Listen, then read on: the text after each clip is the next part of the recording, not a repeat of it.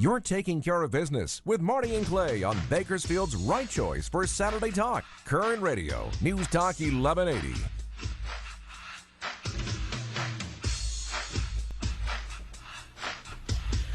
We are back on Taking Care of Business on Kern Radio Newstalk 1180. I'm really looking forward to this guest we have coming up. We have Brad Dacus, who is from the Pacific Justice Institute. He's the president, and he's going to be speaking in Tehachapi. He's got 4 different events in the next couple days. Brad, welcome to Taking Care of Business. Oh, great. Thanks for having me on the program. Brad, I have a feeling after talking with you yesterday, this will be the first of many times that we'll have you on the show. Oh, well, thank you. I really appreciate your program, and I go way back with KERN. It's a great station, so thank you. Yes, it is. Now, before we get into this, before Clay asks you a question, and I don't want to get shot for not doing this. I want to do this at the beginning and the end of the segment here.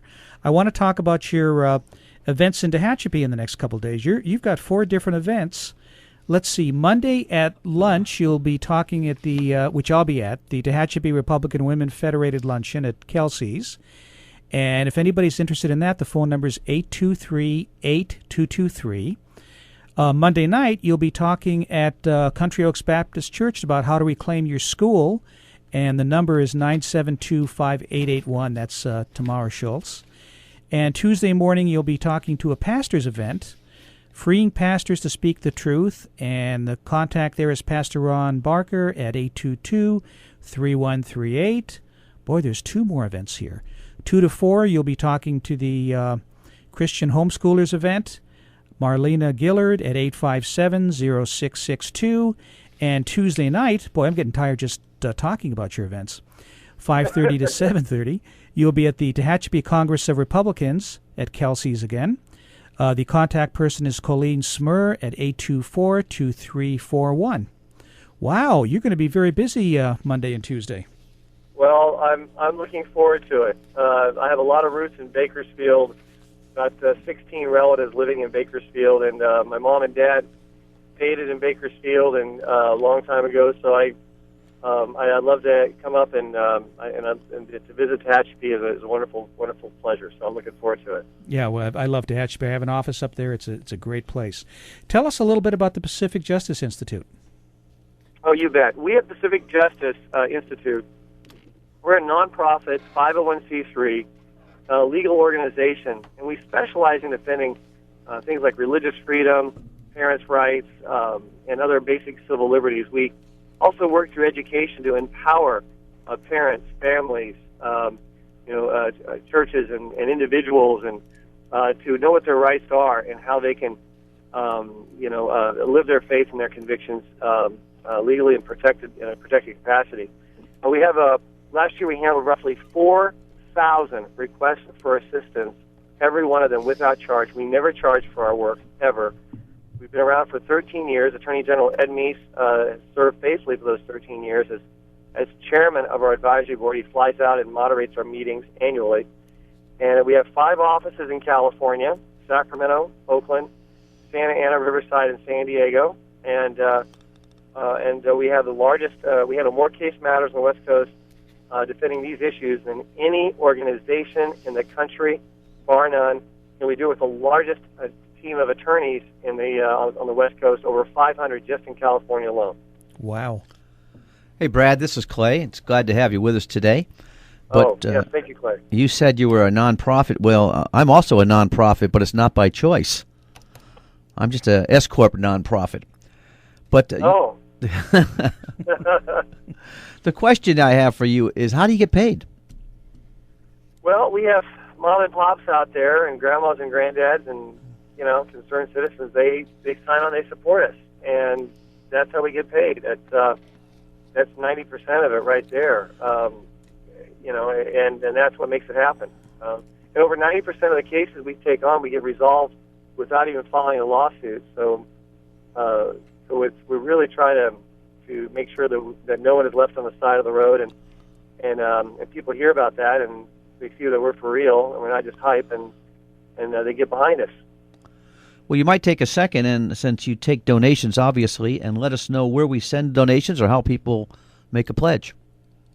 Yes, and we really appreciate those who can make a pledge of any amount on a monthly basis. That's really helpful to us in particular. But the easiest way to do it, actually, is to go to our website, which is pacificjustice.org. It's pacificjustice.org, pacificjustice.org. And then they can also sign up to get our press releases, our case updates. And I know your audience would love probably to keep up with what we're doing. So that'd be great.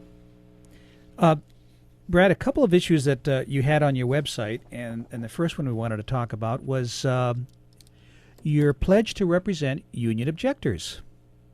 Yes. Yeah, I thought that was fascinating. So you've pledged to represent any union objector, and I think we're not talking specifically about Wisconsin. We're talking about any state? Any union member in any state in the country, whether it's a public union or a private union, a corporation, any union member anywhere in the country, we at Pacific Justice will represent them without charge if they wish to no longer pay any of their dues to their unions at all. I mean, any of it, including the fair share, agency fee, whatever. They don't want to pay any of it, and instead they'd rather have it diverted to a charity that's in agreement with their convictions and beliefs. Okay, so is this because of religious reasons? In other words, so for religious reasons, if they decide not to pay their union, they can do that, and you would support them in that? That's right. And when I say religious reasons, people need to say, well, they think this is, well, I'm not Seventh-day Adventist or Jehovah's Witness, so therefore, my denomination doesn't prohibit it.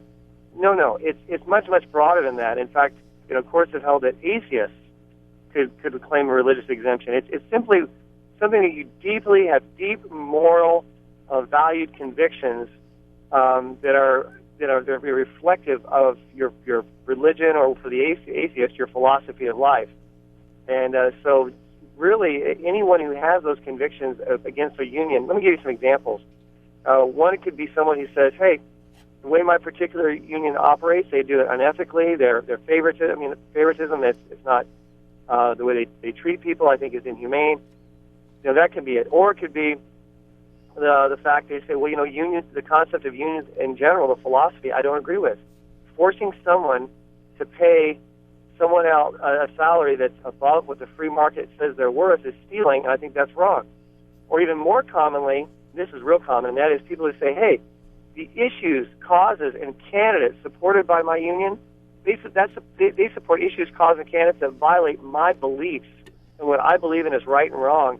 For example, the union may support candidates that are for pro-abortion, and this may be someone who's pro-life, and they say, hey, I don't want my money to support something that I think is murder.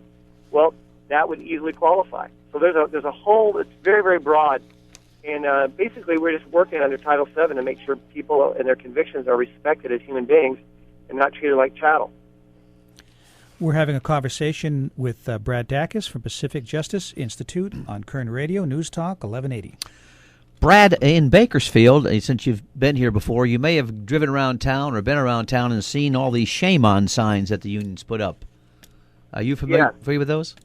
Oh, yeah, I've seen those before. And what's interesting, I think sometimes I've discovered that those signs that the unions are putting up, they're often paying people just paying people, outside people, just to have those signs and put them up. They're not even always necessarily even union workers that are doing it. And but it's really boils down to these are people who want we the taxpayers to pay them a salary that is higher than what the private sector says their salaries are worth. I mean, it's really a cheap way of stealing from the taxpayers. When someone is forced, in our opinion, when someone is forced to pay more than what they want to pay and more than what the free market says they're worth, it's like extortion. It's like having a gun to their head saying, you have to pay us this amount or we're going to shut down and we're going to shut government down. And therefore they're not the servants of the people. They are instead the tyrants over the people. And that's how a lot of people feel about it, or even in the union. So I think that's... I think I expressed my opinion on that one.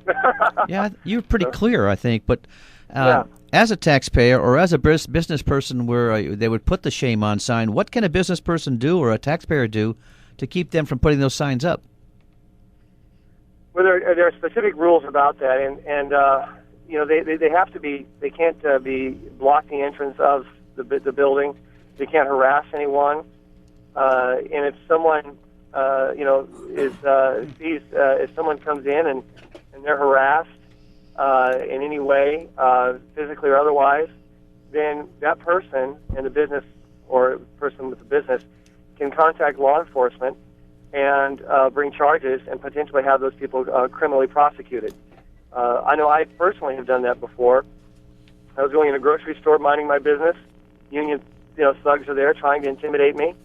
I call law enforcement and I have them booted out because we the consumers, should not have to put up with those kind of bullying, thug-like tactics. This is the United States of America. This isn't, we don't have a Gestapo, we don't have the KGB, and when the unions begin to act like that in any capacity, we the people, we the citizens, need to put our foot down. Boy, Brad, I love your attitude.